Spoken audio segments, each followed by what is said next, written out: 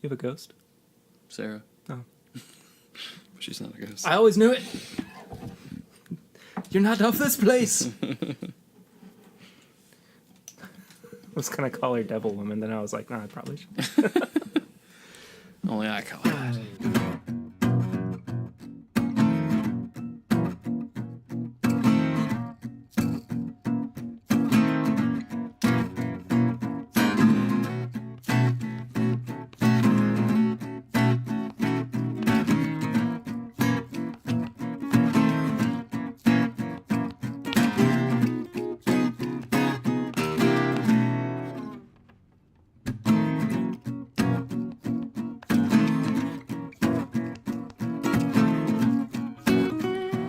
Welcome back, everybody, to another episode of This Is My Bourbon Podcast. I'm Perry. I'm your host. All that stuff. Hey, welcome. I'm tired. I'm sorry. Hey. I got really frazzled by the technical difficulties I had there for a second. But anyway, we're doing something different. We've got two people who've never been on the show together before. One of them has been on multiple times, multiple times. Would you like to introduce yourself first? Hi, I'm mini multiple-time contributor Chad from His Bourbon Night. Welcome, Chad from It's Bourbon Night. Thank you. I'm Perry from This Is My Bourbon. Hi. And the other... fewer times Sean or Swan. Usually I go by Swan. You're Swan. You're Swan to us, at least. So this is episode 40, which is So we're going to drink 40s. crazy. Switch it up a little bit. Edward 40 Hands Yes. of bourbon. Yes. So I wanted to do something a little bit different, and we're actually going to be talking about MGP bourbons today, and I'm sure it'll get into NDP as well from time to time. But first, pulling back the curtain a little bit, I recorded episode 41 with my dad the other day and introduced a new segment, which I'm going, I guess, to technically really introduce for the first time on episode 40, but I'm calling it Flying Blind. Okay. And what we're going to do is revisit something that we may not have had in a while or didn't like in the past, and we're just trying to bring it back and see if we have different thoughts about it now. Okay. So today's is a little old Bullet Frontier bourbon whiskey, All right. which is, correct me if I'm wrong, also an MGP Currently, bourbon. yes. So I figured that would be a good way to kick off the conversation. Which glasses should we use? Oh, whatever you want. There's so many glasses. Yeah. Do we want to start with? There's more Tribecas than anything. So Yeah, let's do the Tribecas then, if that's okay by you. I don't know why I'm handing you ones when you have it's literally right by. by me. Yeah. Thanks for Traeger. So we'll pour it around until we finish off the little airplane bottle, I guess. But yeah, I've not had this in a while. I was talking recently with somebody about how it has been kind of replaced by Turkey 101 as my higher rye bourbon. Mm-hmm. But I had the cast strength not too long ago, but I've not had this one in a good while. cast strength, I think, is it's great. from memory far superior to to this. Yeah, I used to think I was really nuts about the cast strength until it was in a blind flight and it came in dead last. I think I've always thought it was kind of unique. I don't think it stands up well to competition. Sure. Because of its uniqueness. Mm-hmm. I think I liked it so much because I had the regular Bullet, and there's not as many bourbons that, you have the original and then you have the cast strength, and it just feels like the original cranked up to 11. Sure. Mm-hmm. That one did for me. So that's why I kind of really went for it. Mm-hmm. Well, I think the nose is kind of bland, personally. But Chad's already moved on to the to the palate, which is okay. Sorry, I was thirsty. No, it's all good. I haven't had anything yet either. We can still talk about the nose. No, I think the nose is just a little bit it's non-existent. That's fine. Yeah, there's not much going on. It's brown sugar. Then that's kind of about pretty it. much it. Yep. Doesn't really have the typical vanilla or caramel. Do not think so either. But I would like to taste it, though.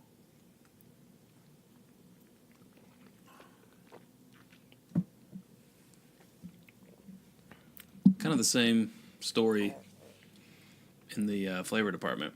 Kind of brown sugary.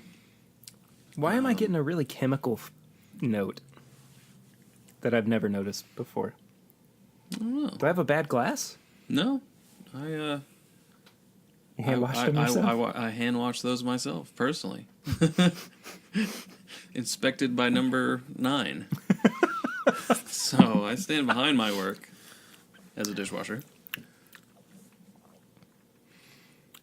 I am just getting this really pronounced chemical Do you want to? flavor on it. I guess so. Thanks, Chad. I just had Wild Turkey 101 last night, and after listening to your theory about the lower proof being hotter, I gotta say I really can't tell a difference in heat between the two. The 101 and this, they're about the same heat, and this is 90 and the other one's 101. It's kind of weird to me. So Perry just tried some out of my glass to see if it was any type of glass taint. No, I think it just tastes. You're just picking up that note? It just tastes bad.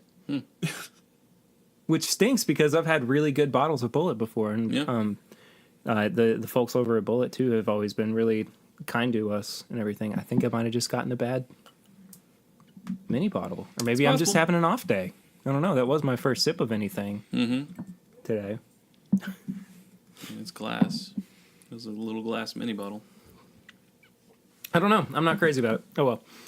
Well, that was Flying Blind, where we try something, we bring something back from the dead, I guess. Cool. Guys, what you been drinking recently? I've been delving way too far into the Wild Turkey revival. I've had that. Been loving that, aren't Yeah. you? Feels. It's a guilty pleasure of mine right now. Yeah. We're going to be doing an episode sometime soon just on turkey products. And you gave me a nice little sample of that too, so I'm going to throw that. Yeah, I in as gave you well. that sample, and Rare Bird 101 gave you quite a few. So He did. You've got a lineup. Good old Dave. I'm super happy with what he sent over, and I can't wait to try that stuff out. Chad, what about you, man? Well, we just had Willet Day yesterday, so drank a lot of Willet. Finished off a bottle of Old Weller Antique 107. Oh, nice. Yeah. Old label or Old label. Yeah. So it was Old Weller. Not just Weller. not just Weller Antique? Yeah. And also been loving a 2010, as far as I can tell, bottle of Wild Turkey 101. A handle. That just The one that we opened on the the live stream I was on. Magical. Yeah. Yeah. And then I got you the newer label version of Turkey 101, but it was in between the current and that one. It's fine. And I still feel a little bit bad about it, but it's all right. I know. Yeah. It just made me laugh, of course. Well, anyway, continue on with the theme of turkey.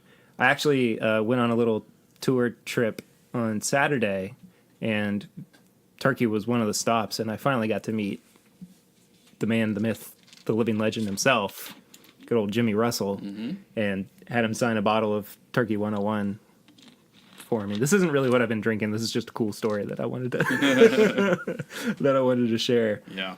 And who knows how much longer that guy's going to be around, but I was super happy to have finally stumbled across him. That's a cool dude. And everything. Yep. One of the funniest things, though, was that, not funny, haha. Well, it was a little funny, haha, but he, of course, is older, so he can't walk around as well as he used to be able to. So he now has a scooter. Yeah. Have you seen it? Okay, so it's decked out to kind of look more like a motorcycle, like a motorbike, and it's got Jimmy Russell, Master Distiller, Wild Turkey written on the side of it. And I tell you what, that thing can fly. Like, he was going a good 10 or 12 miles an hour and leaving his wife in the dust. It was amazing. Oh, I was trying so hard not to laugh. It's a Wild Turkey NASCAR. That's what it is, man. Just flying through there. Don't drink and drive, kids. Anyway, other than that, I mean, I don't really have any super great what I've been drinking recently stories, I guess. Okay. But yeah.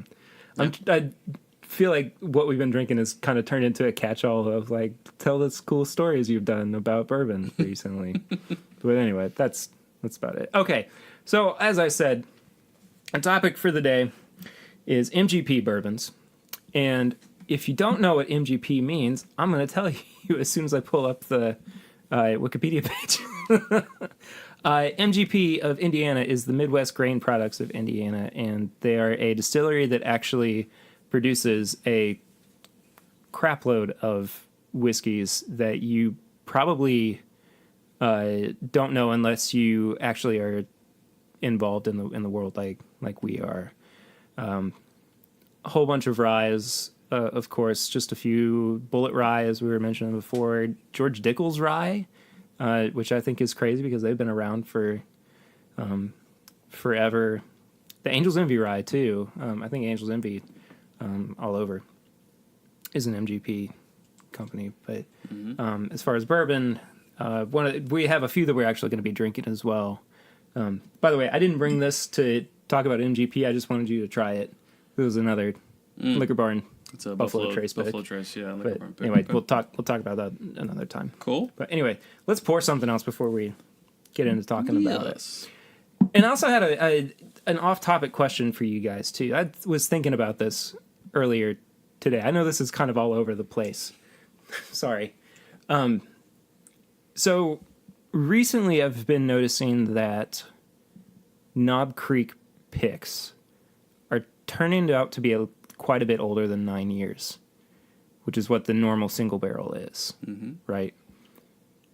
Do you think it is time for them to, or do you think that they will switch over to an older age statement on their bottles? Because clearly they have the stock available. I really don't think they would. I mean, it kind of undermines Booker's at that point because they're putting out some that are 7 years old, and then they've got Knob Creek picks coming from a warehouse down or two at 120 proof, same as Booker's, close to anyway, and almost double the age. Right. So, I mean, if they did that, I feel like they'd have to either mess with Knob Creek or Booker's pricing, and, they just went through that, and it wasn't too fun for them, so... We loved that. I can't imagine they would touch it. Now, I will say that there's been a lot of Knob Creek picks that I almost prefer over some of the Bookers that they've been putting out. Bold statement. Yeah, but, I mean, it's different. Like, the one I got from our store was great. I would have taken that over the 2017-2 that I picked up. But some of them are, some of the new Bookers are great. They just announced that new one that you're excited to get your hands on. Yeah. What was it? The Kentucky Hug or the Kentucky Chew? I can't remember. Kentucky Chew. Yeah. I said Kentucky Hug is next. I'm so excited. I don't think so either. I think, we don't, it's hard to know the age of the barrels that get blended in to the small batch. They might require some 9 or 10-year-old barrels to be blended in to maintain that flavor profile that that they had with the 9-year age statement for the 100 proof, and have since removed the 9-year age statement. But like when I was talking to Eddie the other day on a pick, I was talking about why my 2010 turkey tasted different, aka better than the ones on the shelf now, and he was like, "It shouldn't. It should taste exactly the same." He said, I was like, well, I didn't know if, back in 2010 it wasn't as popular, so maybe you're blending in some older barrels that you're not now. And he said, I'm still blending in 9.5-year-old barrels of Wild Turkey 101. He said I would have been doing the same thing back then. Sure. So, I think they have those barrels that are there to be selected as single barrels. But if they weren't there to be selected as single barrels, they'd just be blended in to make the small batch the small batch. Sure. I don't necessarily think that it's going to happen in the near future, but I don't think it's necessarily out of the realm of possibility for them, but I also think that it makes sense for them to reserve those barrels for picks. Yeah. It would be crazy if we get to the point one day where we're getting 90-year-old. We're getting to 20-year-old Knob Creek picks.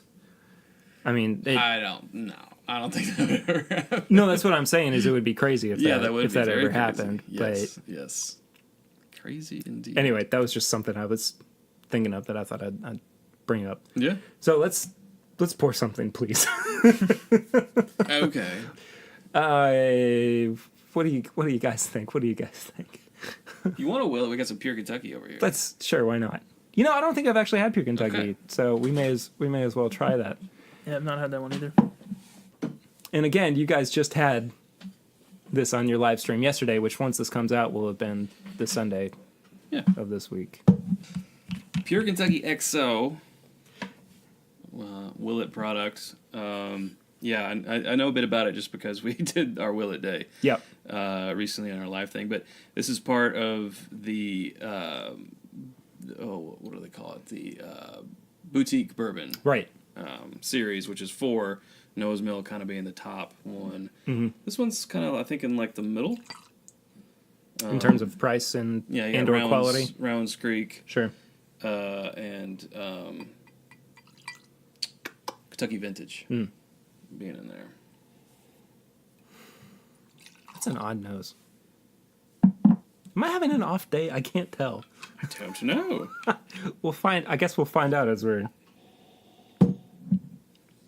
trying this. Bacon spices? It's a bit nutty. Yeah. Just everybody drink. Just a hair. I mean, not though. super nutty. I mean, no, not super nutty. Not like Noah's Mill. It's got more going on than the Bullet, for sure. Mm-hmm. Yeah. Is it You definitely have those baking spices in there. like a banana nut cake?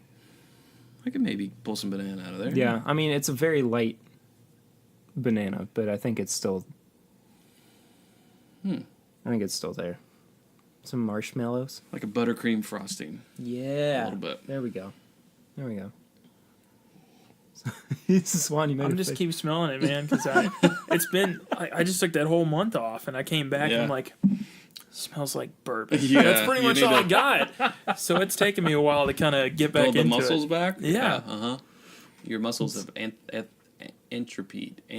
Intrepid, Yeah. I can never say that word. right? I don't know. This has been Yeah. this is my Bourbon Podcast fact checkers. Mm-hmm. Check our facts.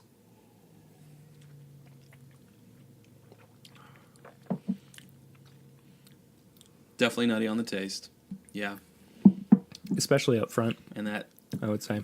it's a certain type of spice. It's not like an allspice where you got everything going on there. Mm-hmm. But I don't know exactly right now what it is. Yeah. Kind of goes a little chocolate as it starts going into its finish, like a milk chocolate. But a very light milk chocolate, I would say. Yeah, I don't know what spice. It does have some heat, but it's more of that spice heat than anything else, which is good. It reminds me of some higher proof stuff. What is this one? 107. 107. Oh, Yeah. Yeah. Doesn't seem like if it. I told you it was 95, you would have been like, oh, right. Yeah, Yeah, I think that's where I was leaning towards. Mhm. Under 100. Yeah. it's fine. I think it's okay. Yeah, small batch boutique bourbon. Yeah. Let's talk a little bit, by the way, about MGP because that's supposed to be the topic. We'll see if that See how far we get. how that pulls through. So, if you want to learn more about MGP, you can head to mgpingredients.com, and I actually am going to include a. Perry needs a teleprompter. I am going to include a link. I'm Ron Burgundy. I'm going to include a link to their website as well as some other articles and stuff that I was mulling over as I was researching for this episode too. Now, I haven't really looked too much into MGP, but correct me if I'm wrong, but from what I understand, they're just a gun for hire, right? Mm-hmm. They make and sell distillate to other companies to then rebottle. They do. Or, I guess some age it in their own places. I guess they buy some already aged, but then they put it in their bottle, slap their label on it, and sell it. And one of the things that I found the most interesting too is all of their recipes that they have for their bourbon and their ryes. And they also make gin and grain neutral spirits as well. But and actually not just their ryes, their Scotch whiskeys too. They have a bourbon that's 99% corn. Yeah. I mean, that's It's a weird right. mash bill. Yeah. Why not go that full? Well, then it's not bourbon. Then it's not bourbon, yeah. Then it's just corn whiskey. But I'm going to sound stupid here, but I feel like a lot of what we understand as MGP is sometimes just sourced. Right. A lot of people Right. think, oh, they don't make it. It's got to be MGP because MGP, I think, is well, that's what they do exclusively, right? So they're huge, and I think there's a couple of reasons why people kind of look down on sourced / or MGP. Sure. Is one, it's Indiana, so the Kentucky bourbon So nuts it's not are Kentucky. like, it's not Kentucky. Yeah. But sourced, even if it is sourced from one of the bigger distilleries, it's like, well, they can't even make their own stuff. Why would I pay extra? Because, obviously, if they're buying it, then they have to mark it up to make their profit. So they're like, why would I pay more for something that they didn't even make? But, there's maturation. If they're just buying a brand new barrel of new make and then they're aging it, there's so much in maturation. And the fact that they would be aging it in a different location than the distillery who made it can mean a world of difference. Or they might be blending it with other ones. Yeah, I think there's a lot of people too that want like a unique mash bill, because if you've got, say, a list of 8 mash bills, you can't do the Four Roses thing where you've got 2 different mash bills and 5 different yeast strains and just go crazy with it and age them different, blend them different. Right. You just don't get those options. Now I know when you get big enough, you can say, hey, MGP, I want this mash bill and I'll buy X amount of barrels. But I mean, a lot of the ones that we consider sourced are too small to, go up to MGP and say, I want my own barrels at this, at this proof going in, and this mash bill. They're just getting what they offer. They got to take something off of this menu. Yeah. Something from column A, and that's it. Yeah. Because that's all I'm going to You have one option, You're not maybe, getting the if secret you're menu lucky. on that one. Yeah. Yeah. Yeah. Are you sure you can't make the beef quesarito with steak? I'm sorry, we just... So like this Anyway. this bullet we're drinking, for example, Yeah. The internet seems to think it's Four Roses. So sourced, not MGP in this case, but it is from, not from Bullet. Now Bullet does, like so many, now have a distillery, and they're starting And to they're pump working out their their way own up. distillate. So in one day it will be their own stuff. But, what you're drinking right now is not their own. It's made, probably, at Four Roses. And I don't personally see any problem with that. I mean, it doesn't bother me necessarily that they're working their way towards their own product, but a lot of people look down on it. Yeah, if Like, you didn't they're start not in the being- 1800s, they're not though, being how are honest. you going to... Well, I mean, that's true. I mean, Yeah. even the 1950s or 1960s, but there are still, though, a lot, not a lot necessarily, but there are still some notable sourced or MGP bourbons out there that I really do like. Boone County 1833, for example. I mean, we made the very bold statement that we would buy it over Bullet. It's a sourced whiskey. Yeah. I mean, I feel like Over a sourced whiskey. But yeah, no, I hear you. Like, Bullet is such an established brand, been around for I'm sorry, forever. I meant Blanton's, not Bullet. Okay. My apologies. Definitely not sourced. I was like, what? Oh, I said the wrong thing. Gotcha. Perry's killing it today. Anyway, yes, we said Boone County 1833 over Blanton's. Yes. Yeah. Yeah, I mean, that 12-year-old bottle, there's something special about that 12-year-old bottle. And, well, Blanton's is probably more around 6 or 7 years. They don't Sure. age statement on there, but it's, it comes from Warehouse H, the metal warehouse, special things happen there. But it's Blanton's, Yeah. Now, straight Held from the in high barrel, I don't know about that. I'd probably pick straight from the barrel because that stuff's amazing. But yeah, that 12-year-old bottle of Boone County 1833. Have you gone back to it recently? Not recently. It's special. Have you had this one? Yeah, I've had it once. We had a bottle of it open at the store. And we got The to try 10-year it. or the 12-year? The 12-year. Yeah. Okay. And it was really good. Mm-hmm. I don't know if I'd say I'd have it over Blanton's, but it may have just been that specific bottle that you guys had versus mine. But it is definitely comparable, especially for the price. Yeah. Absolutely. For sure. Well, originally, I guess we were going to talk about MGP, but I think it's more Just sourced in general. sourcing it at this point. I mean, same thing with, this Pure Kentucky XO, Willet, which is sourced from where I'm not sure. And I think they kind of do from what I've read anyway, people seem to think they kind of do the Jefferson's method of they take some barrels from one distillery, they take barrels from another distillery, they kind of make their own thing. In fact, some people even say some products can be a 4-grain without, it even being advertised. But they've been distilling since 2012. So some of their lower products are now their own distillate, but what we just drank, the Pure Kentucky, is not. But in 10 years, and that's always like, when you switch over, are you just going to be so confident that you've got the flavor profile down? You better be. You can just you better be confident. Flip it over. I mean, I guess that's the job of the master distiller, right? Sure. But, or are people going to be like, yeah, it tastes a little bit different, but it's their stuff now. I don't know how.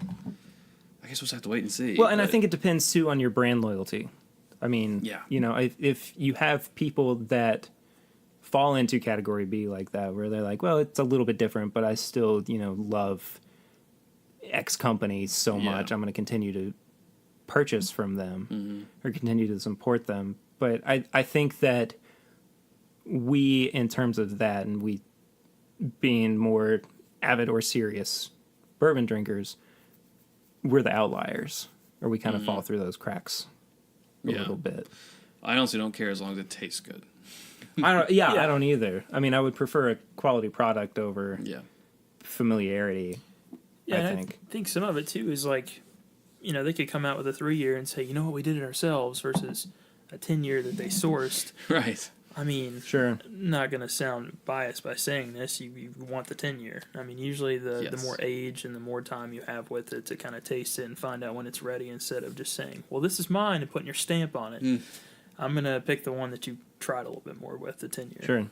Sure. Yeah, and besides the people behind the scenes, you don't even know when it's their own stuff. Yeah.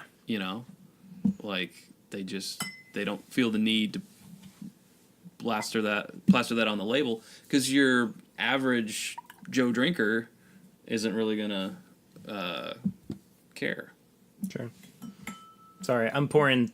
We were speaking of Jefferson's, so I figured I'd pour a little bit of Jefferson's as well. Now, this is a pick that I've had on the show before with Chad and Sarah, but I wanted to revisit it again.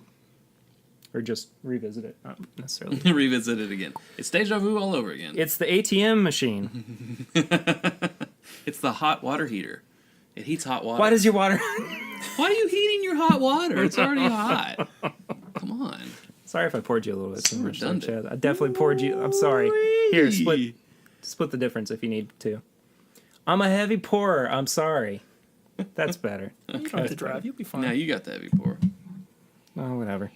So remind us of what this is again. So this is a Jefferson's pick from Liquor Barn. From last year, I believe. Yeah, looks like it. Now the picks of people like Jefferson's have always confused me. Same. I guess I'll just have to try to go on one eventually. So they take... and this is Jefferson's Reserve, not Jefferson's Reserve. Ocean. Yeah, so it could be like 4 different recipes from 4 different producers of 4 different ages that is married together, usually in like a stainless steel vat, right? Sure. But this is a single barrel. That's always been my assumption. So I guess it's just like, say it comes from Jim Beam, or say it comes from Buffalo Trace. And they put duct tape over the name on the barrel? Yeah, that's the barrel that you I didn't even think about that. How in the world can it taste anything like a normal Jefferson's Reserve? I guess it can't, but it seems to. Well... Smells like it. I think it smells more Buffalo Trace-esque. When do they blend it? Do they do it after it's aged, or do they try to... Okay. Yeah. After it's aged, I believe so.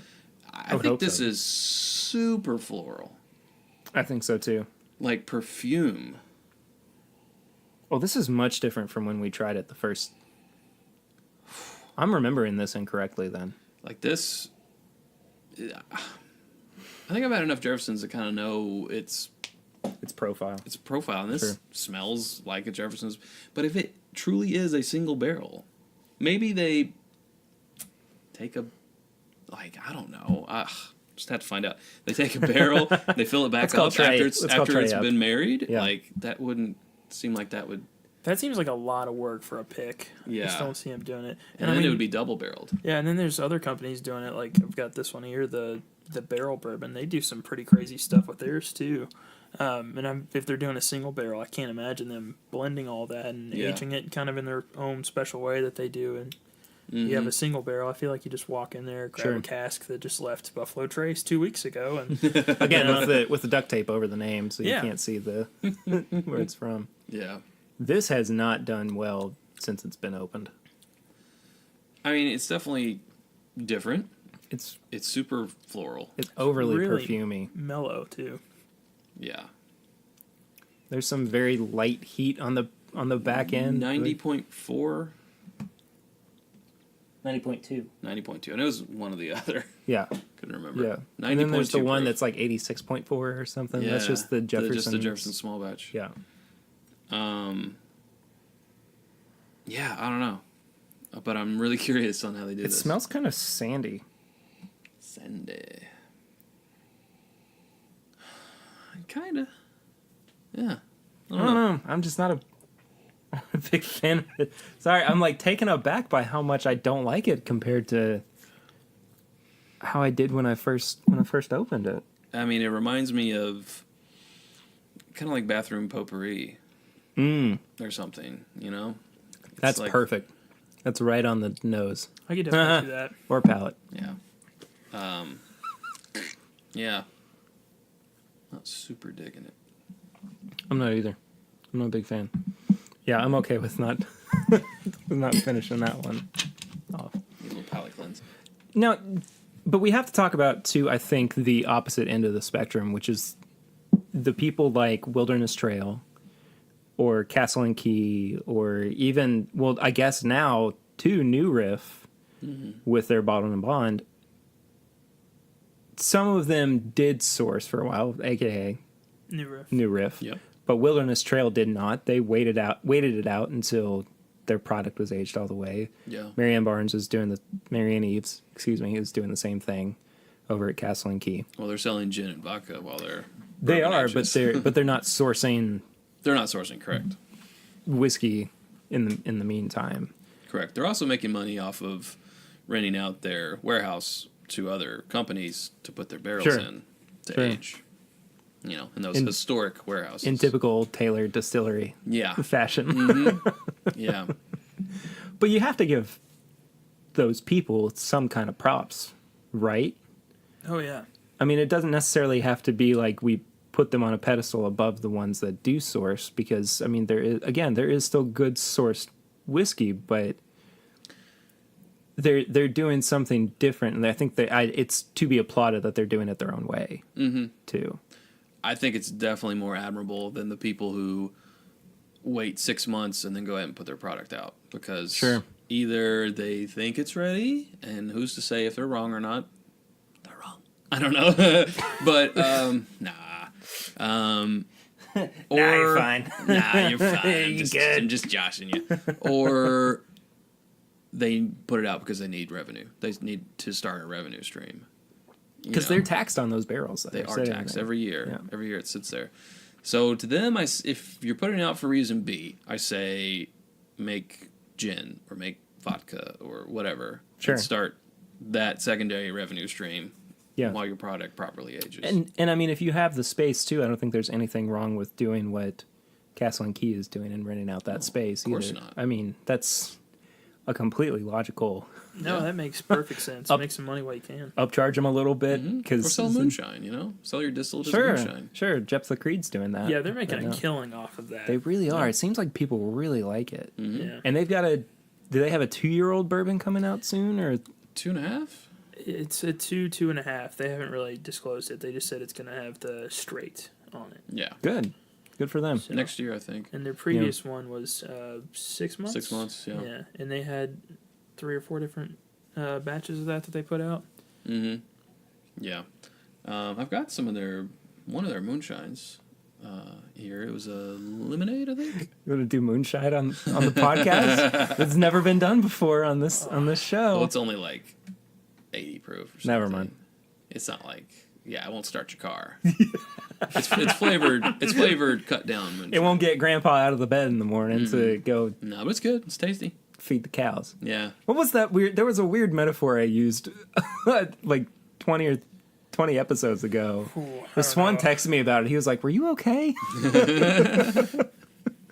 Anyway, let's drink something else as we're winding up this conversation. Sure. I'd vote the Widow Jane, personally. Yeah. Because I don't know if I've ever had the Widow Jane before. Well, here, you I can think pour you you some of it. I think you might have. I think Swan gave us both samples I think you might be right. back in the day, Yeah. before this was all a thing. Mm-hmm. And they've got an 8-year, they've got a 10-year, and they do a 12 that they do a lot of barrel picks with. This Right. one's the 10-year. Now, this isn't a cheap sourced bourbon. This either. is it's about 80. 80 I've for the seen it bottle. go for like 95. Yeah. Wow. Especially at, well, I'm not going to name names.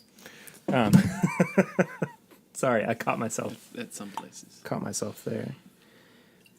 I think it's strange when places charge that much for a sourced product. Well, I mean, I think too. the distillery kind of sets the MSRP, and then it's, Sure. up to the retailer if they want to try to get a little bit more out of it. Yeah. Yeah, and I think also it doesn't help that they're in New York, and if you've ever been there and looked at some of their pricing, it's Oh, yeah. New ridiculous. York prices are the worst. So, I mean, they're Yeah. just used to that. That's what they think it should fetch there. And they're doing a whole line of I think there's 4 of them. 2 of them are rye. They've got an applewood one and a traditional rye and an oak. And they're in the antique collection bottles and stuff. And I've tried them, and I think that might be their own. I'm not 100% on that, but they're only aged Sure. 2 years, so they're Probably pretty. theirs then. Yeah, and they're different. It's really the rye is really tropical, which is not something I would associate with a rye at all. It's really strange. Well, there's a lot of fruit on the nose on this one. Yeah, I would say. I get that. Like green apple. Yeah, a lot Specifically. of apple peel. Yeah. Maybe some citrus. But I think that's also the smell that I can confuse sometimes as musty. Like you can also think Apple peel? Not so much this one. No, not apple peel in particular, but just Almost I've gotten that before from a dried apple. yeah. Have you ever had the apple crisps? Sometimes I can get the kind of Okay. musty Yeah. stuff. Yeah, for sure. And then you've got a little bit of history on this bottle about something they had put on their website. Yeah, well, they call it Widow Jane because they pull the water from this. I don't know what to call it. Not a quarry. Babbling Brook? A water deposit where they say the water is even more enriched with limestone as a limestone bed, even more limestone enriched than Kentucky's water, and that's why they call it Widow Jane. Well, someone did an expose on them, and they don't even pull from that brook or that whatever. But then Widow Jane was like, well, if you look at the back of the bottle, it actually even says Kentucky bourbon, bottled by Widow Jane Distillery, Brooklyn, New York. Boo. So this is Kentucky bourbon, I think that's not New York. my one issue with sourced bourbon is when they're not upfront about it. Yeah. You take Smooth Ambler, when they have Old Scout, that means it's sourced. But Big Level was just Big Level because that was their own. Mm-hmm. They're very upfront about it, which is admirable. Well, and I think that's why it's so important to have people on our side of the things like Wade Woodard, Tater Talks guy, who is breaking down the stigma of a lot of labeling and misconceptions about bourbon. And I think he's actually gone after sourced places that source their bourbon. I mean, it's 2018. The internet's been around forever. You can't really hide anymore. You might not be able to say, oh, this comes from this distillery, but you can say, they're not making that. Something's up here. Yeah. There's people out there that can I found your receipt where you purchased it from Kentucky. You can't hide this stuff. I mean, people are gonna know about it. They're gonna find out. And if they're upfront with it, I'm much more willing to say, it's sourced, but I want to try it, even at this price point, which is a little high. Yeah. But I think it's awfully high. Yeah, it's up there. The 12 year is even more ridiculous when you find it. Well, I think it kind of tastes like the nose. It kind of tastes like apple peels. I think so too. It reminds me of a slightly. It's 90 proof, right? It's 91. It reminds me of, and this makes more sense now that I asked that question. It reminds me a little bit of a watered down version of E.H. Taylor Small Batch. A little bit. I get a weird licorice note on the E.H. Taylor. And I don't get it in this. Yeah, but you and Sarah with your licorice notes. I don't know. It's a thing. I guess I just haven't had enough licorice to. I mean, I don't mind licorice. I guess I really don't like it, and I think when it has even a little bit of a note in it, I'm like, it's in there. I know. Black licorice. Yeah. And this is good though for me. It doesn't have that. It's not strong at all. The black licorice note from E.H. Taylor is not strong at all either. So, but this I get the green apple, and then once it's kind of settled a little bit, then I start getting heat. Mm-hmm. It definitely has more heat than I would think a 91 proof should have. I don't see it as alcohol burn personally. I taste it, or I get it more as to me, it's right on the palate, like a spice. Like a spice burn. And do you mean then it flares up? Yeah. And then it goes away. Like right in the middle of the palate? Mm-hmm. Actually just got a really nice butterscotch flavor on it too. It's like that wasn't so bad. Spiced apples that you can get. Mm-hmm. Mm-hmm. If I'd put it close to anything tonight, I would put it more close to the Jeffersons. It's kind of more on that unusual, off the grid, more potpourri, fruity, floral type of biz. I don't think it's bad. I don't think it's worth $90. No, definitely. But I'm glad to have had it. Yeah, this is one of those you buy and you taste and you try to tell yourself it's good, even though it's definitely it's not quite there. I gotta justify this. I liked it when I first had it, and I don't know if it's just I've evolved since then, or what. But it's not nearly as good as what I remember the first time around. And I heard it from you and a bunch of other people that were pretty into bourbon at the time. They were all telling me it's like, this is the one to get. Like, if you find this, pick it up. I bought a bottle, and I think I do remember saying that. The other 5 bottles from that case are sitting on the shelf at the place that I bought it. So, yeah, so no, I mean it's worth trying. It's definitely worth trying. And it's cool to see that even though it's sourced, their rye that they have still has kind of the profile, like the fruitiness, which I always thought would have been harder to source your stuff and then have a consistent profile. Than have it all in the same site and age in the same area. Mm-hmm. For sure. So what's our verdict on sourced whiskey? Good for bourbon? Bad for bourbon? Okay for bourbon? It's all about the taste for me. If it tastes good, I'm going to buy it. Now, some of the price points are a little ridiculous, but it's, like I said, it's worth trying. It's definitely worth trying. Yeah, I mean, I think it's positive in the fact of when a company like New Riff sources their product like OKI while their actual distillate is aging. I think that is a positive because they're putting out, what did it start with, like a 7 or 8 year OKI? And then each year it got older and older. I think so, yeah. That sounds right. Ended with a 12 year. They've got an 8, a 10, and a 12. Yeah. That was, because I was new to OKI. I didn't hear about it until everybody was like, it's going away. Get a bottle. And the 12 is the last one, right? Yeah, and the 12 was up there in price, but everyone said it's definitely worth it. The 10 year was a little more achievable, and I found a bottle of it and picked it up. See, but that's MGP. Just like the Boone County 1833 12 years MGP. Mm-hmm. That would be an interesting side by side because the Boone County, $50. Yeah. I only saw the OKI 12 one place, and the guy was asking over $100. It's ridiculous. So I was like, no, thank you. But both pass. MGPs could very well be different mash bills, could very well be aged different places and have a completely different profile. Sure. But same distillery. Yeah, of course. Who knows? I wonder too if at some point And it's entirely possible that it won't be, but I wonder if at some point sourced whiskeys will be a thing of the past.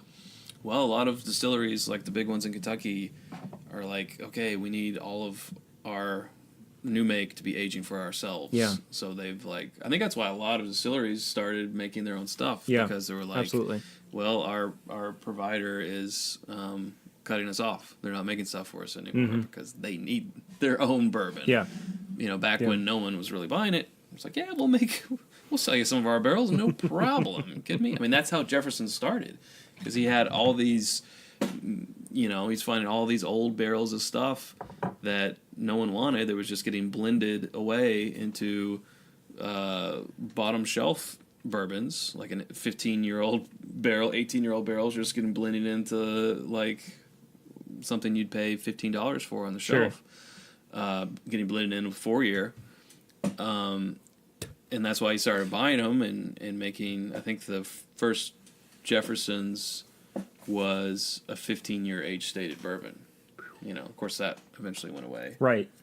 But yeah, I mean, so I think sourcing the entirety of the video today is just going to be the ceiling. Well, I can lower that down a little. Okay, that'd be great if you don't mind.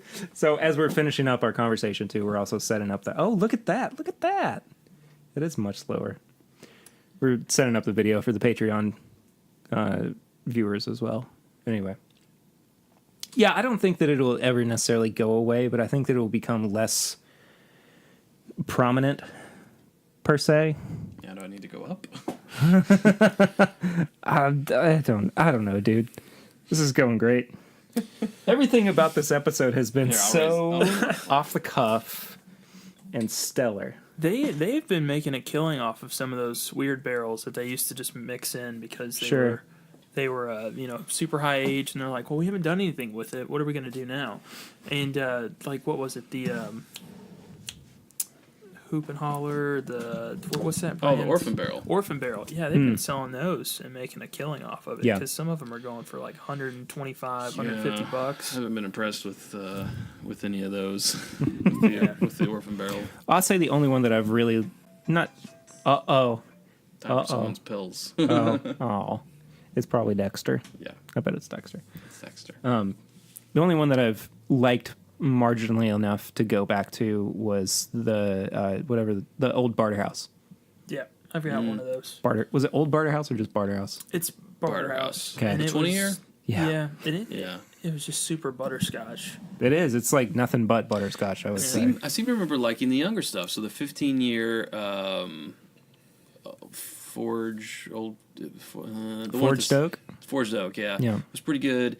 The one I liked the most was actually the whiskey, the Gifted Horse. Gifted Horse, yeah. I thought it was we really talked about that recently, unique I think. tasting, Mm-hmm. So, but yeah, the Rhetoric, no. I never had Old Blowhard or Hoop and Holler, but from what I heard from Hoop and Holler, it was just like licking a barrel. It was just, because that was 28 years. There's a reason why there's not and they just any 28 years. Yeah, and they just did the Entrapment, which was 25. Right. And it was Canadian whiskey. And I think they even came out and said it's just Crown Royal, 25-year-old Crown Royal. Like it's... Nailed it. Nailed it. Yeah. Okay, so that about does it for our... Well, I'm going to back up from the mic a little bit there. Sorry. That about does it for our conversation on sourced MGP, NDP, bourbons, and/or whiskeys. It was a fun ride. And let's drink some more bourbon. Please. So, again, we have started recording our reviews for each episode on video as well. As you can tell, I have a great setup of my iPhone right now, but I'm going to be switching over to the actual DSLR here fairly soon. If you want to see these videos, you can head to patreon.com/mybourbonpodcast. For as little as $2 a month, you can watch these videos and see our beautiful, shining faces. So also, for anybody who does not know us, I mean, you know me, because I'm Perry, but that's Chad over there, closest to the camera other than me, of its Bourbon Night. Hello. And then there is Swan, the Bourbon Finder. What's up, guys? All the things that Chad can't do on its Bourbon Night because he's trying to be the professional one. Yeah. Anyway. So, our review for this episode, in line with, and it's not sourced anymore, the new Riff. No, and they are very clear to say that on the box here, because it says right here, mashed and distilled on site. in the biggest possible text they could put on the box. It's almost as big as the new Riff logo is. Yeah. Somebody please take this bottle so I don't drop it, and I ruin Swan's bottle. Yes. So a little bit of background. This was New Riff's first distillate again. Mm-hmm. It was just released a couple of weeks ago. August 1st. Distillery only. Oh, so just... Yeah, for the month of August, Yes, it will 2 be weeks ago. distillery only. Yeah. And after that, it goes Kentucky, Ohio, Nationwide. Indiana. Not really nationwide, though. And they're already doing pics of it, too. Whoa. They're already doing pics of it, too. Oh, yeah, that's right. You told us that today. A pick. Wow. Oh. First word that comes to mind. Caramel. Oh, For me. okay. Chad, nothing at all? Butterscotch? Mm-mm. Wow, you're not getting anything on the nose. That's crazy. Nope. I think it's super butterscotch heavy. Are you sure we have the same thing? Here, smell mine. I'm getting a little bit of the butterscotch. Whoa. Did you clean... Is this a clean glass? Yeah. Yeah, yours smells super butterscotchy. Right? Smell mine.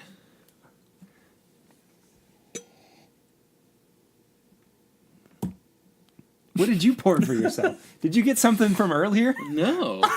Snuck him some Widow Hold on, Jane. let's I don't know. I mean, you have a little bigger pour. but not by much. Not enough to make that much of a difference. No, I'm getting the butterscotch. Maybe not. I mean, once I kind of agitate it. Swan's is more on par with yours. I don't know. I thought. Wait, no, I definitely. Well, you have video evidence now, right? I definitely grabbed it from here, didn't I?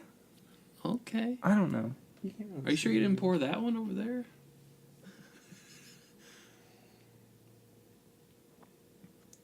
No, because this is the leftover. Okay.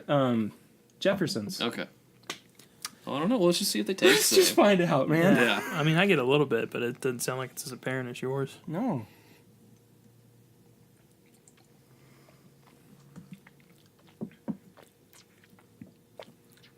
Hey.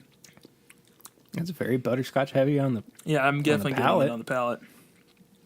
Ooh, that burn kicks in kind of funny. I like it though. Yeah, it's right It up. hits. Go ahead. It's right up front. The proof. Yeah, It's like right up front I do get a little bit of that greenness. on the back end. Yeah. Just a hair, but I think that it's still present. And it's just 4 years old, right? Yeah. Okay. I'll say what I did about the Wilderness Trail. If this is your first attempt, you are killing it. Oh yeah. I mean, Oh, yeah. it's definitely worth picking up once it makes its way out to you. Yeah, $39.99. That's not bad at all. Not bad for a first offering from a new distillery. No. Yeah.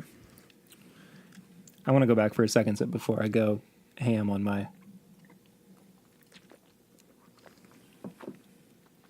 It's so much butterscotch.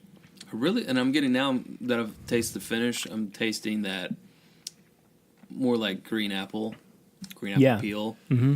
on the palate too.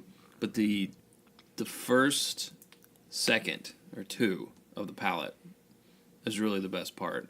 I would agree. Then it's probably the finish after you've had 2 sips. Because I think second sip you're getting Yeah. more of the proof on the tongue, and it's kind of overpowering that slight greenness. Right. Have you guys ever had those green caramel apples with the nuts on the outside of it? Mm-hmm. That's what I get with this. I'm not getting any nut. Particularly. It's not super heavy, but it's not with those either. I could see some almond on it, actually. Yeah. Maybe some weak almond. Yeah. I mean, a very, very light almond flavor. Yeah. But I actually am. I quite like this for a first distillate. Mm-hmm. Yeah. product. It's definitely good. And FDP. And it's bottled in bond too, which I don't think we mentioned, but that's I don't think we did usually either. our go-to, at least for me. It's like I'll pick up anything that's bottled in bond at least once to try it. Yeah. Also, how freaking sexy is this bottle, though? Yeah, I like the bottle a lot more once I saw it in person. My goodness. Yeah, Chad was talking about how he didn't like that it was that painted look towards the top, but I think that it's... Sorry. I thought in the picture, it only went to the clear part of the bottle, like the bottom fourth of it. But it starts halfway. to go to it more around halfway, which is, I think, a lot better. Between about halfway and 5/8. There you go. Yeah. No, it's a nice bottle. It's a nice bottle shape. And like we said, too, it's $40 MSRP. That's a good price. As we do on the show, we have a review system of nose, palate, finish, and price, or as Chad likes to say, never pull fleshy piercings. that one. And we all vomit. Each category is out of 5, and then we total everything up for a total out of 20, and then we let you know whether or not this is worth your time. So, we forgot to get paper out for ourselves earlier, so everybody except for Perry is going to have to be on digital devices.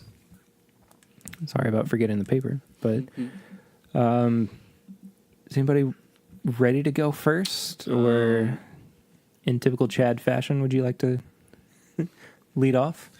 Leading off in the bottom of the ninth. Chad with the ringtones today. Yeah. I mean...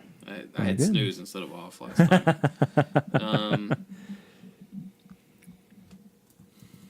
Sorry, I can pick up more on the nose now that I've tasted it. I've emptied mine, but I still get a lot on it now because I've always been one of those people that when I finish it and kind of let it sit there for a second, I love doing that. I get a ton on the glass. Love doing that. I'm getting a lot more of the apple now that it's done. I'm getting more of like a black pepper on the nose now too. I'm getting it on the finish. A black pepper. Yeah. Yeah. I mean, it's absolutely present, and actually, kind of a bit of coffee too on the nose, as well.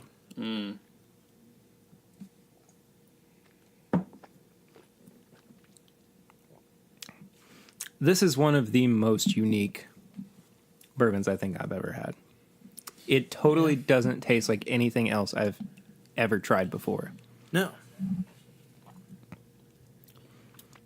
It's definitely different. Yeah, I'm going to have to try some of their picks to see if it's, way different than this or not. Yeah.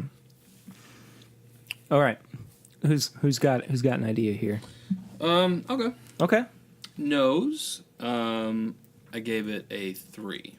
Okay. Thought it was solid, but maybe a little one note. Interesting. I wasn't picking up like this and this and this. I was just kind of picking up like, apple. Mm-hmm. And caramel on yours. So I wasn't. There wasn't a whole lot to write home about in the nose, but I still thought it was good, so I gave it a 3. Mm-hmm. You know what? I just realized we've been doing each of ours all the way through recently. Oh, and really? It threw me off when you didn't go on to palate. But hey, you looked right at me. I'm not Chad. I think it's better when we all do the same topic. Yeah, that's fine. Yeah, that's fine. I can go ahead with mine. Sure. Mine's also a 3. I got, and I don't know if it's necessarily fair to grade it like this, but as soon as I got done with it and it kind of smelled the glass, it was great. I thought it was really good. It's just missing a little bit. I want it to be a little stronger because there's definitely some that I've had where it's like all the notes kind of hit you all at once and you have to go back a couple times to pick them apart. Like Chad said, it's a little one note, but it's a good note. Well, for me, it actually, as we established, it was stronger on the nose for me. And I didn't like it that much more than you guys. I actually gave it a 3.5. And it did take a little bit to actually get into it and realize, oh, I'm finding all these little things. But once I did, I really did start to enjoy it. Yep. Is it my favorite nose? No. Am I going to keep asking myself questions and then answering them? I hope not. Podcast over. I think it's fine. I don't think it's the best thing I've ever smelled, but I think that it's serviceable. Yeah. It's enticing at the very least. For sure. But palate-wise, though. Palate, I'm going to tell you what, I gave it a 3. I really liked the palate. I would have given it higher if not for the fact that it was a short palate. I thought the palate was pretty darn short. And what I was liking about it was, I think, this explosion of proof.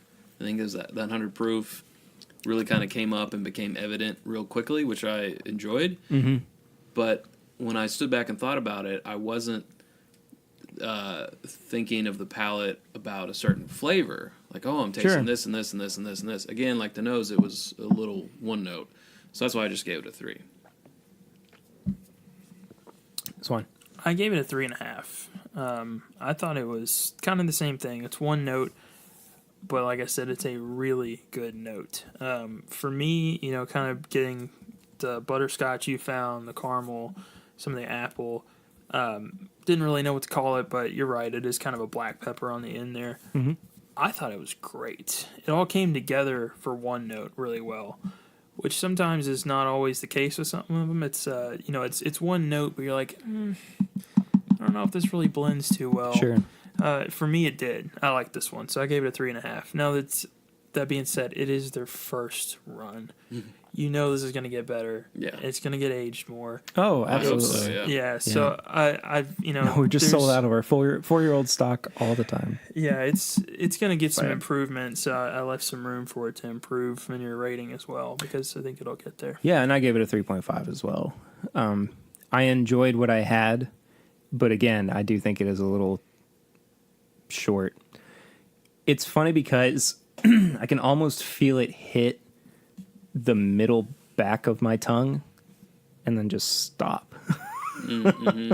I mean, on a very physical level, it doesn't feel like it has a creamy or viscous mouthfeel to it, and it just is very abruptly over. And with that, I'm going to go ahead and give my finish score 2. I gave the finish a 2.5. I didn't think the finish was very enjoyable. Not that it's bad, but it just doesn't seem to carry over a whole lot of the things that I enjoyed on the palate. And again, I do think that the finish was just a hair short. It has the slightest hint of a Kentucky hug. Yeah. A very, very slight hint of it. Very slight, yeah. That I thought, like I said before, the palate went too quickly into the finish, and that's why I was kind of lower on the palate. Same reason why I was lower on the finish, but also picking up a little bit of that green that we were talking about. Mm-hmm. So I gave it a 2.3. I thought I love when this happens. Well, I didn't want to give it a 2, but I thought it was more than just half of a point away from the nose and the palate. Sure. So I gave it a 2.3. Yeah. I really liked Swan it. gave it a 2.28. Yeah, 2.28. Repeating. I gave it a 3.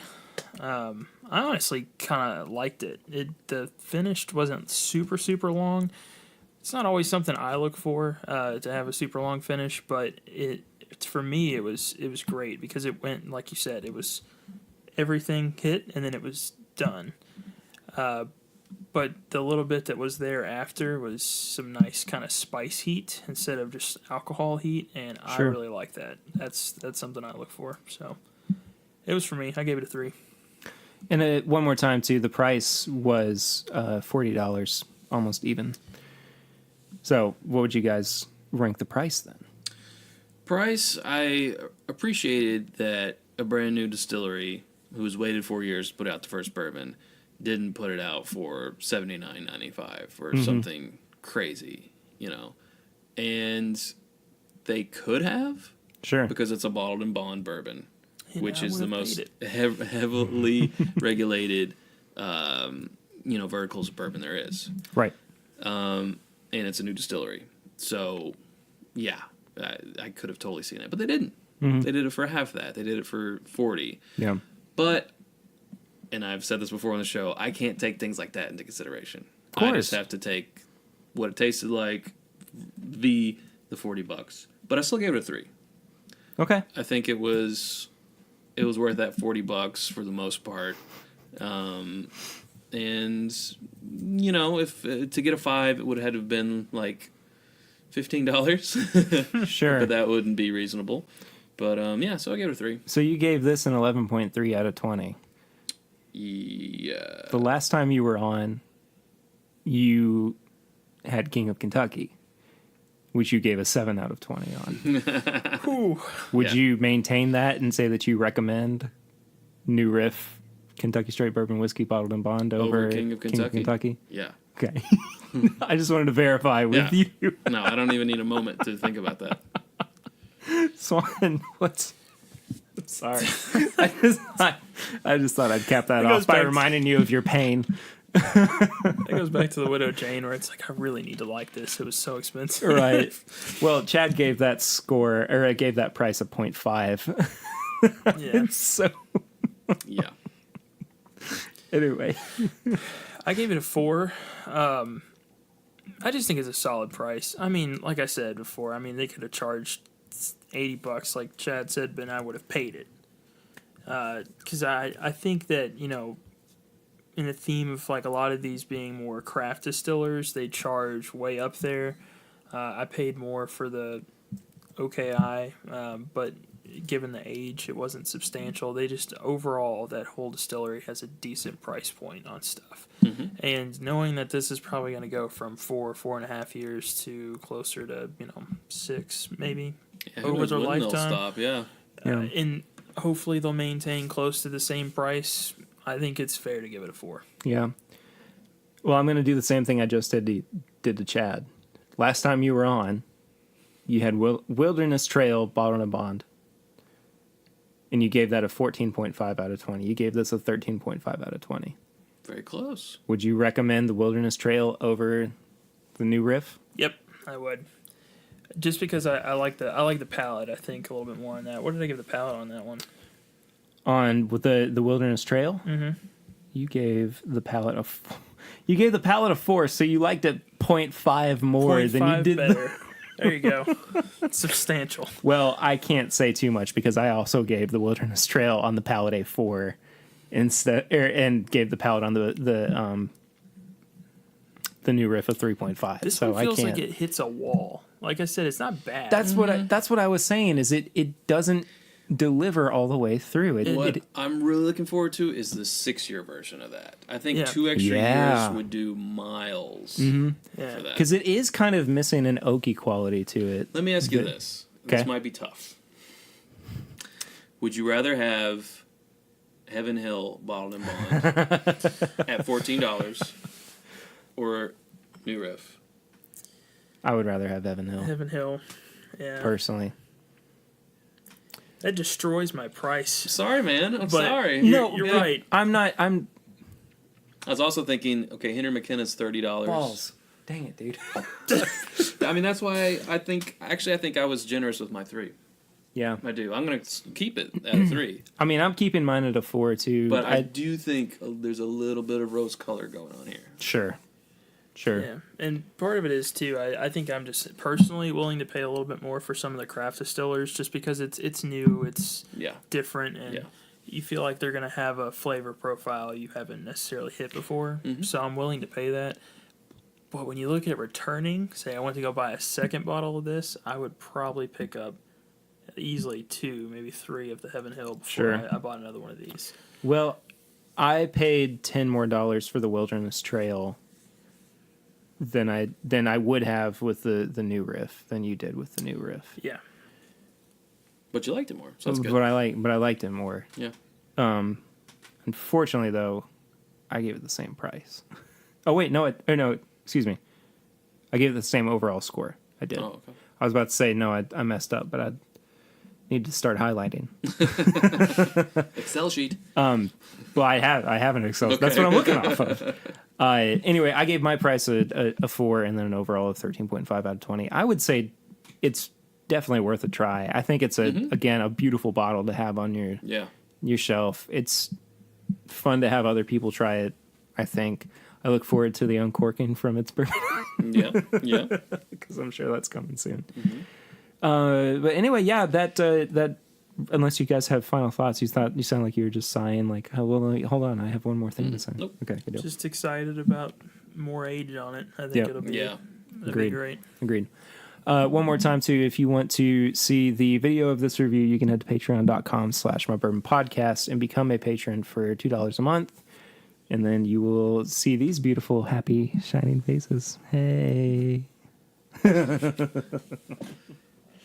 Okay, so our next segment on the show is the one that Chad can never remember. Tips and Bits. Tips and Bits. Oh, you could not be more wrong this time, Barry. Oh, really? Yeah. Are you prepared? I've had a tip and or bit almost since the last podcast I was on. Wow. Yeah. You know that after 4 hours, you're supposed to see a doctor about that, right? I know, yeah. But I'm not. It'll go away. Yeah. Okay. What's your tips and bits? For tips and bits, I like to recommend a podcast that I've listened to. It's actually a limited series podcast, but it's called Drawn, the story of animation. Oh, nice. And it's like an Sounds 11 awesome. part. Well, they did a bonus episode, so I don't know if that bonus episode was 11 or if it was number 12. I think it might have been number 12. I'm not sure. But it's more like listening to NPR, where they actually do the produced piece with music and sound effects, and they interview people. And it's more like a put together, produced type of thing instead of just like a conversation, like a lot of the podcasts that I listen to. And it's really informative, and each episode has a theme behind it, and you get to hear greats like Billy West, who does Fry, and Professor Farnsworth, and Bugs Bunny in Space Jam. That was him. Really? Because I don't think I ever knew that. Yeah, because the original Bugs had, passed away by that point. Mel Blanc's been dead for a long time. And so many voices, but lots of great names are interviewed for that podcast. That's really cool. So I would recommend that. And what was it called again? Drawn. Okay. Yep. Good deal. I'm definitely going to have to check that out. Yeah, that sounds awesome. I blew through it in the car ride to and from work. Yeah. Nice. I just watched a TV show called Newsroom, The Newsroom. Oh, yeah. Oh, with Jeff Daniels. Yep. Fantastic. I mean, I blew through it, and they're full-length hour episodes, and probably finished it in about a week and a half. That one was fantastic. And then also I'm listening to another podcast, Off Topic, from Rooster Teeth Productions. Mm-hmm. Oh, okay. Yeah, it's very video game and movie heavy, which is for me personally, and it's just a mess to listen to. So you kind of have to watch, but they do some crazy stuff on there. Like today, they were in the middle of a podcast, and they decided halfway through, we're going to stop this podcast, continue rolling, but we're going to make the world's longest straw, and I'm going to try to get the beer from over there to over here with this taped together mess of a straw. And I'm at work listening to this for like 2 hours, and they have a beer pitcher, probably like just massive, probably the size of my forearm, just trying to get it from one end to the other. And they ended up making. And he like has a 3 or 4 really long straws. forearm. He's got a big you. forearm, folks. It's like Popeye over here. Yeah, eating my spinach, guys. But it's fun to listen to, and then if you watch it, it's just crazy, and it's interesting. I'd give it a watch. Yeah. / listen. So I've been meaning to mention this on the show for like 2 or 3 weeks now, but I was actually on another podcast recently. I guested on a show called Alphabet Flight, and you're going to love this. This guy goes through his name's Jesse Cooper. He goes through the official handbook of the Marvel Universe and talks about each character in it, but he uses like the original copy of it from the 80s. And it was a lot of fun. I also was drinking bourbon throughout it, so by the end of it, I was like, yeah. And why is it called Alphabet Flight? Like Alpha Flight, the Canadian superhero team, and the but it's called Marvel. Alphabet Flight. Okay. Yeah.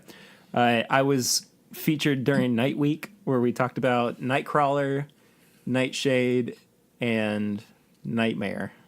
Right? Yeah, that's right. And the Nightcrawler episode's a lot of fun because we just gush for an hour about how much we love the 90s X-Men Nightcrawler. show. Oh, okay. No, I mean, he was on there. well, he was, but we're strictly talking about the comic version of it. So anyway, go check that out. It was a lot of fun. But then also another podcast.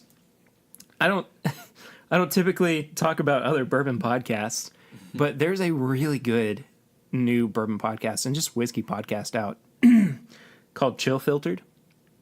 It's two guys just kind of like we do, just sit around and talk about whiskey, and cool. It's a lot of fun. I found myself going, wow, I really can't wait to listen to the next episode of it. They're about a dozen deep so far, I think, but it's a lot of fun to listen to and makes you want to go out and buy new stuff and try new things and everything. Sweet. So anyway, that's Tips and Bits for this week. Awesome.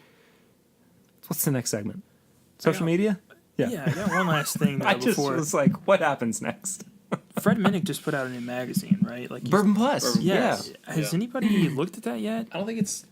Is it out yet? I thought it was I don't launching know. around Bourbon and Beyond. Yeah, it's coming out in October, I think. September, Yeah, October. okay.